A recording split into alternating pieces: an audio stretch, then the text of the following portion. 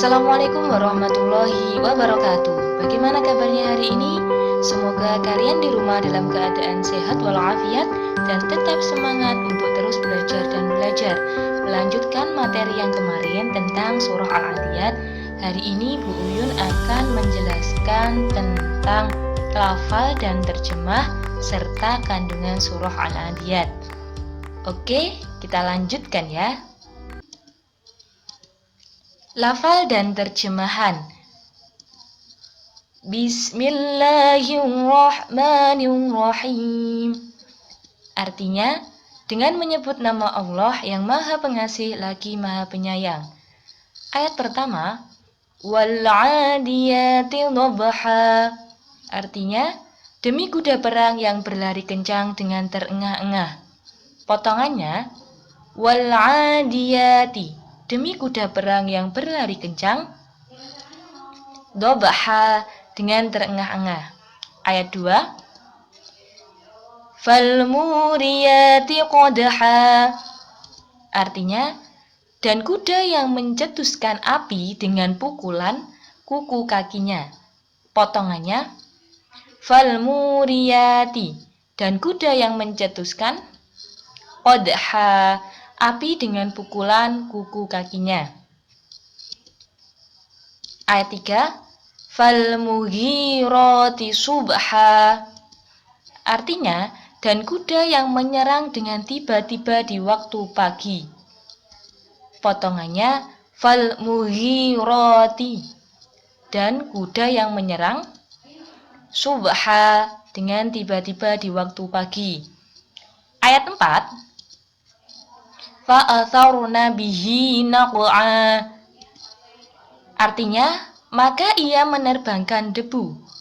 Potongannya, fa'atharna, maka ia menerbangkan bihi dengannya naq'a, debu. Ayat kelima, fawasatna bihi jam'a. Artinya, dan menyerbu ke tengah-tengah kumpulan musuh. Potongannya, fawasatna, dan menyerbu ke tengah-tengah bihi dengannya jam'a, kumpulan musuh. Nah, jadi untuk ayat 1-5 ini Allah memberikan ancaman melalui kuda. Ayat 6, Innal insana lirabbihi lakanud. Artinya, sesungguhnya manusia itu sangat ingkar, tidak berterima kasih kepada Tuhannya. Potongannya, inna, sesungguhnya, al-insana, manusia itu, lirabbihi, kepada Tuhannya, lakanud, sangat ingkar atau tidak berterima kasih. Nah, untuk ayat 6 ini manusia sangat ingkar. Manusia terus-menerus menghitung-hitung musibah namun melupakan betapa banyak nikmat yang telah diberikan oleh Allah Subhanahu wa taala. Untuk ayat 7, Wa innahu ala dzalika lasyadid. Artinya, dan sesungguhnya manusia itu menyaksikan sendiri keingkarannya. Potongannya, wa innahu, dan sesungguhnya manusia itu ala dzalika, atas demikian itu, lasyadid, menyaksikan sendiri keingkarannya. Nah, untuk ayat 7 menjelaskan akan menyaksikan kekufurannya. Allah akan menjadi saksi terhadap apa yang diperbuat manusia, sehingga manusia akan menjadi saksi atas kekufuran mereka sendiri. Nah, itu untuk penjelasan ayat 7. Ayat 8, Wa innahu lihubbil khairi lasyadid. Artinya, dan sesungguhnya dia sangat bakhil karena cintanya kepada harta. Potongannya, wa innahu, dan sesungguhnya dia, lihubbil khairi, kecintaan terhadap harta, lasyadid, benar-benar berlebihan. Kemudian ayat 6, Innal insana lirabbihi lakanud. Artinya, sesungguhnya manusia itu sangat ingkar, tidak berterima kasih kepada Tuhannya. Potongannya, inna, sesungguhnya, al-insana, manusia itu, lirabbihi, kepada Tuhannya, lakanud, sangat ingkar atau tidak berterima kasih. Nah, pada ayat 6 ini dijelaskan, manusia sangat ingkar. Manusia terus-menerus menghitung-hitung musibah, namun melupakan betapa banyak nikmat yang telah diberikan Allah kepada kita semuanya. Ayat 7, wa innahu ala dzalika lasyahid. Artinya, dan sesungguhnya manusia itu menyaksikan sendiri keingkarannya. Potongannya, wa innahu, dan sesungguhnya manusia itu, ala dzalika, atas demikian itu, lasyahid, menyaksikan sendiri keingkarannya. Pada ayat 7 ini dijelaskan, akan menyaksikan kekufurannya. Allah akan menjadi saksi terhadap apa yang diperbuat manusia.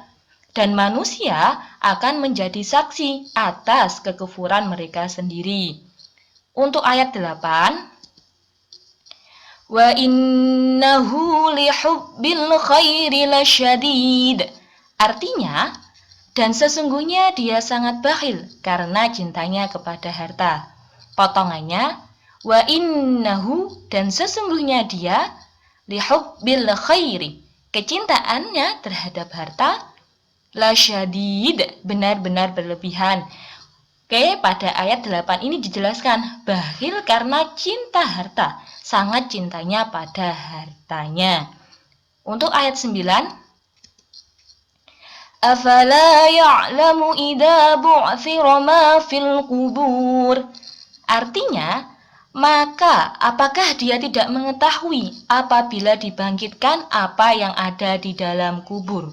Potongannya, afala ya'lamu, maka apakah dia tidak mengetahui idza bu'thira, apabila dibangkitkan, ma fil kubur, apa yang ada di dalam kubur. Untuk ayat 9 ini dijelaskan, zuhud pada dunia dan ingat akhirat. Allah menjelaskan untuk tidak tergila-gila akan dunia dan bersemangat untuk menggapai akhirat. Ayat ke-10, wa hussila ma fis sudur. Artinya, dan dilahirkan apa yang ada di dalam dada. Potongannya, wa hussila, dan dilahirkan, ma fis sudur, apa yang ada di dalam dada.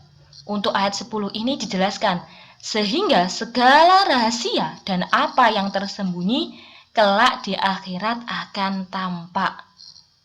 Ayat 11, inna rabbahum bihim yawma idzil khabir.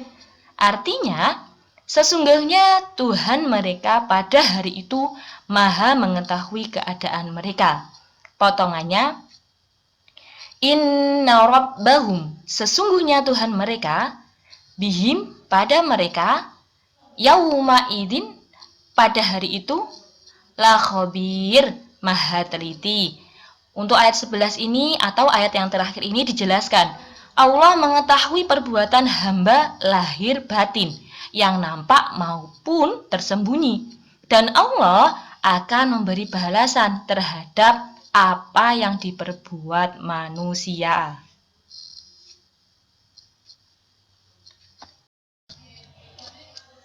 Oke, kemudian di sini Bu In akan menjelaskan tentang kandungan surah Al-Adiyat. Yang pertama, intisari kandungan ayat 1 sampai 5. Pelajaran yang bisa dipetik dari ayat 1 sampai 5 adalah sebagai berikut. A. Al-Quran dalam penjelasannya tidak jarang memberi ilustrasi atau tamsil untuk hal-hal abstrak yang tidak atau sulit terjangkau oleh nalar, seperti halnya ayat-ayat di atas. Nah, dalam hal ini dapat kita ketahui pada surah Al-Adiyat, Allah memberikan ancaman melalui kuda yang mana kuda memiliki keistimewaan tertentu dibandingkan hewan-hewan lainnya. B. Hari kiamat tidak diketahui kapan datangnya, karena itu hendaklah yang percaya tentang keniscayaannya selalu siap agar tidak dikejutkan olehnya. Nah, kita dalam hari ini tahu ya, rukun iman yang kelima yaitu iman kepada hari kiamat. Kita harus percaya akan adanya hari kiamat. Tugas kita sekarang yaitu mencari bekal di dunia untuk nanti di akhirat. Semoga Allah senantiasa meridhoi setiap langkah yang kita lakukan ya. Amin.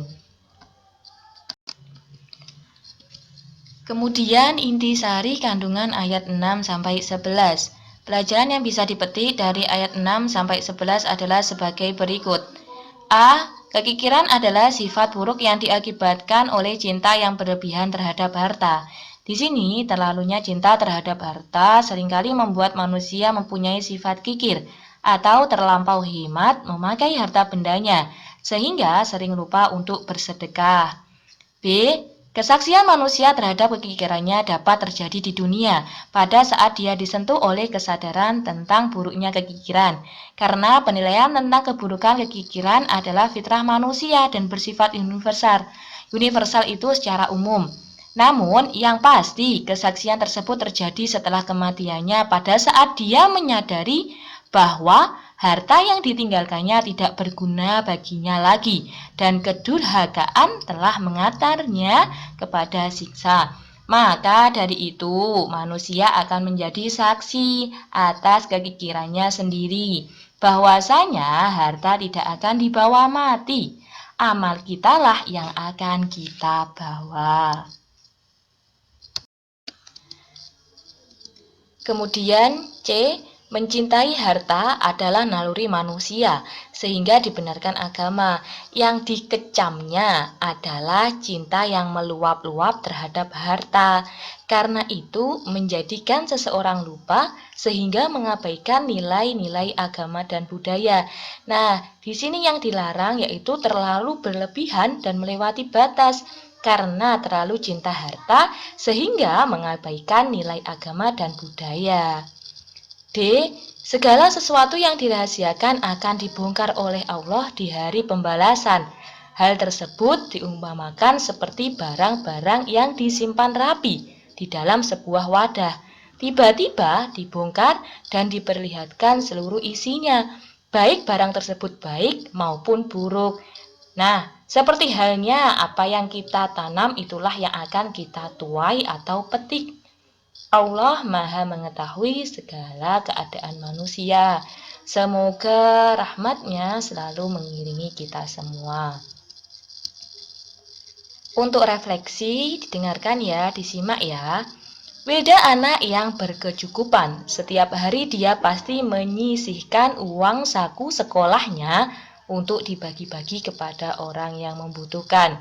Meski tidak seberapa, namun dia yakin dengan istiqomah menyisihkan uang sakunya untuk orang lain, berarti dia telah melaksanakan tanggung jawab atas harta titipan Allah Subhanahu wa Ta'ala yang ada pada dirinya.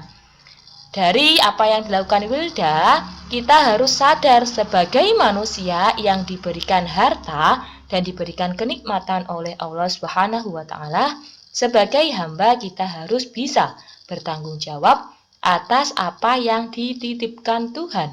Karena harta hanya titipan dan ada hak orang lain di dalamnya. Maka ada baiknya kita dianjurkan untuk berbagi kepada orang lain. Terlebih mereka-mereka yang membutuhkan. Hal itu menjadi tugas dan kewajiban kita kepada sesama. Jadi seperti itulah refleksi dari surah Al-Adiyat. Sekian penjelasan dari Bu Uyun pada hari ini. Semoga bermanfaat bagi kita semuanya.